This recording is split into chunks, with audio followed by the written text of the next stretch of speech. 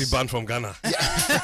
Problem. It's kind of like dicey when it's me coming from me, right? Because you have people, you have friends, and then they don't want to feel a certain kind of way. But what you said, I think I could say I do get my support from Ghanaians. Yeah. Just that I know what you're trying to say. Like, they should really hold on to moments. I'm like, and cherish it. Yeah, because I'm like, the songs with Ace Hood, and when you talk about, the music industry in Ghana, you are one of the very few artists who's pushing it outside Ghana. Yeah, so I just want to play a clip, from an interview that I found the other day. Can you just let me hit that? Stonebwoy is doing a lot that you guys should be like 24/7 highlighting. Like I was saying to say in TV that. That's what these guys are all doing. And I'm also what they are doing. I remember when BET was posting Burna Boy selling out the Apollo. He said the first Afrobeat artist. You see, because we don't hold on to it. I did it before him. So that's huge. That's like, crazy. For you, a Ghanaian artist, to sell out the Apollo. And it took me, radio presenter, doing my research, and I have Sarkodie on my show. Let me just look forward to talk about. And I'm like, okay, he did it. And it's almost like we don't hear these things. We don't hear. We don't just almost like, through it's not happening or anything. So I feel like, we recognize how talented you are, what you're doing, especially not just for Ghanaian music, what you're doing for African music as well. And I think that, our Ghanaian brothers and sisters, man, it's almost like they don't know what they have, and they should actually just show you so much love, man. This minute, yeah, you're trying to get me speechless. Why? Basically, because everything I want to say is what you're saying. Okay. So I have literally nothing to say. Okay. So interview over. Yeah. Thank you for coming. Yeah. So yes, I think I genuinely think as an African. So when Burna win, it affects Africa. Yes. If you're African, that's when you can say, you're from Angola, you're from here. But people from outside, they see all of us as Afrobeat and what we represent. So I'm not mad at that. But as you said, I think countries should hold on to highlights that we can build on that, because that inspires the next generation. Because now if you just throw it away, Stonebwoy is doing a lot, and we just want to overlook it because of what? Looking somewhere else. Kitty's doing so much. It, I'm a huge Kitty fan. Love his music. That Say Cheese song is such a beautiful music. What's her name again? Becca. Yes. Becca comes here a whole lot and everything. Because I keep saying that, I think the first time I paid a lot of close attention to Ghanaian music was Batman Samini.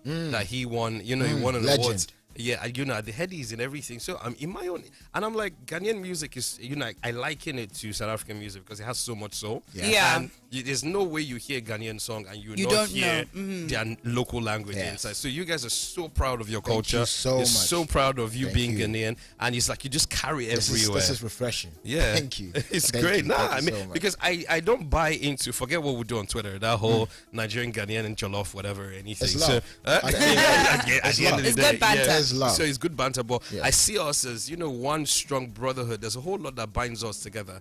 Owing largely from the fact that we are side by side, based on geographical terms and anything. Our music is even similar, culture is similar, food similar. So a win for Ghana is a win for us. So it's never a case of where, look at what they're doing in Nigeria, Ghanaian artists and blah blah blah. So like you have your own, you celebrate your own as well. Except when we are playing football. So I'm not supporting the Black Stars. I feel you on that. Yes. So a new album out. Yes, no pressure. Yeah. Okay. So this is your album number. I've lost count now. 7. Legends, man. 7 is a good number. 7 is a very round number. I remember I was at a shoot, I think 2 days or a day after the song dropped, and everybody obviously in their masks and whatnot, and the song with Oxlade. Yes. That song played from the start of a, say, 4-hour shoot. Wow. Till the end. Wow. Like it would go off and somebody would be like, what happened? And then it would go like, no, there was a dedicated phone and a dedicated speaker. Wow. And that's all that was playing. And for me, that was a very it moment. Like this is an artist, because the song is new. Yes. Agreed. Okay. Yes. Oxlade, who's a big name in Nigeria right now, is on it. The mesh of both of you on that song, one day after it was released, everybody kept saying one word, song is spiritual. I'm like, okay, I hear that a lot, but this is actually the first time I'm hearing and feeling and understanding the power a song can have. So what was it like, making a song that now that you've heard this impacted so largely? You know, I love that record because of the story behind it. Because Oxlade apparently had been trying to reach out to me in the DM that he has a song for me. Interesting. So it was tailor-made for Sarkodie. Yeah. So as soon as I heard it, I was like, yes. So what he did was we had a live band session in Ghana, and he said, this is the song that I had. So he did the melody, and I didn't really get it. So I had a band there, and then they sang it, and then he sent the actual record, which is this one. And I just fell in love. I did the 2 verses, just I think the same day. Sent it back and said, get it touched, and then I added it to the album. But definitely one of my favorite records on the album, project, because right? I love moods, I love melody, I love music that makes you feel something. Yes, it sad, does. happiness, Yeah, anything. I think that's what stands your music out. Every time I listen to, love what you did with Banky W. It seems like you've done, You've done touched everybody to more. be Who honest. Yeah, am I you've yet to Work with. Don Jazzy? Yeah. I need to do something with Jazzy. That would definitely happen. So there's always, what's the word right now? There's always fire. There's always something as regards anytime you listen to a Sarkodie song, something. Even if you're rapping about, being the big homie on the block, or you're talking about love, or you're talking about anything, there's always something. It's a vibe. So basically, growing up in Ghana, being a Ghanaian yourself, so has that's, in any way shaped the kind of music that you make? Yes. Okay. Ghanaians, I don't know if it's the right way to say it. We deal with a lot of emotions. Yeah. Why? Why? I don't know. I used to have a Ghanaian lesson teacher when I was growing up, Mr. Like that, Garuba. Yeah. They had It's emotion very- quite alright, but yeah. no. But then you guys are I would say also passion, actually. Passionate. Yeah, I said Yes. very passionate. Very intense. Then he would be like, "Why are you not getting this?" And I'm like, I don't know, man. Okay. I'm just not getting So I it. think it creeps into the creativity, so Yeah. it creeps into the melody and Yeah. how we write stuff. So if you understand the stuff that we talk about some stuff that like really can get to you. And I think that's what actually inspired my writing and the type of music that I do. Definitely great, the Ghanaian environment kind of brought that out. Okay, so I wanna ask a quick question. Yes. Everybody's going international, collaborations outside. Do you think the fact that your language is so not necessarily unlike Nigeria, which has the universal pidgin that everybody Yes. gets, do you think part of the difficulty Ghanaian music is having transcending as quickly as Nigerian artists, for example, are transcending, is the fact that your language is quite beautiful, but we can't even break down or pick up relatively Yes. what is being said. Unlike maybe when you put pidgin for Nigerians and the average person can 2 + 2. Do you think the fact that your language is not necessarily as universal has affected the fact that Yes, that can play a part, but that cannot be like the ultimate reason. I think the reason is the fact that you guys have a movement. If there is a movement, it's fun to watch and fun to join. America has had a movement. They are into themselves than anybody else. They don't look back to check who's coming, No. and that naturally is a propeller? yes, like a psychology thing. So now it makes you want to join it. And Nigeria has had it for a very long time. You guys, as much as you think, because it's your daily life, so you don't see it. So me from the outside, what I see is you guys are so into your stuff that anybody who looks at it wants to be a part of it. Right. So when there is a movement, whatever you do sits on the movement, and it makes it easier to go. So when you invade as Nigeria, if I go to London, I go to the club and you say African club, automatically you think it's a Nigerian club. Yeah, true. A lot of Those are- Nigerians yeah, in there. and a bunch of the Nigerian ballers music are all as well. Nigerians. Yeah. It's a whole movement, Movement. that Okay. makes you appreciate the music. Because I don't think I understand what Naira Marley is saying. Some of us here That don't is still understand. Yeah, it sounds huge. Yeah, They played Yeah. out there. So it's just, so now he is riding on the fact that you guys have a movement. Right. Because if we were doing that and it's from a country where nobody knows what they're doing, it would be hard for us to go and listen to it. So it's a whole invasion system. It starts with the citizens, the media, the artists. The artists are actually, that's the icing on the cake. I think if typical Nigerians are in the States and they are into themselves, when they get into the car, they're going to play their Nigerian music. Parties is only Nigeria. True. Club only Nigerian music.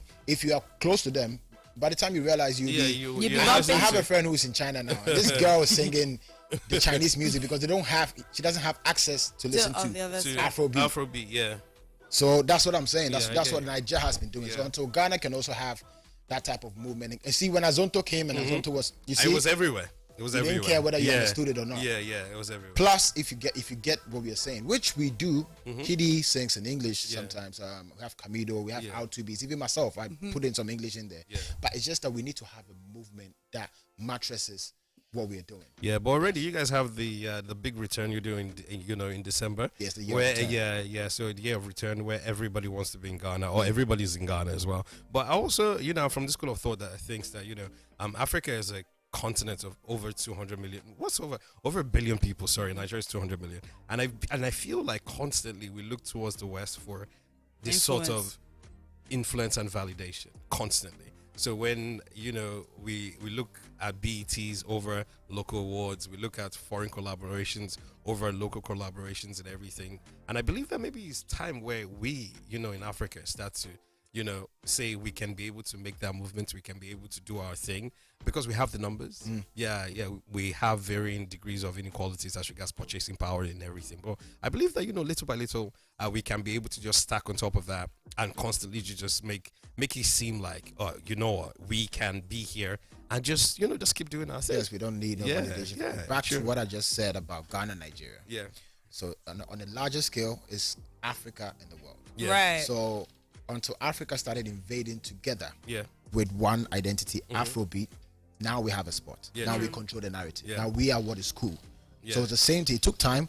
At that time, we're still listening to them and still we're still getting validation, but honestly, it's not like it used to be. Now, if you check, we're not too fussed about just winning these international awards. We've been there, done that. So if we hold on to this wave that we're having as Africans, trust me, we're going to, and then we build a business around it.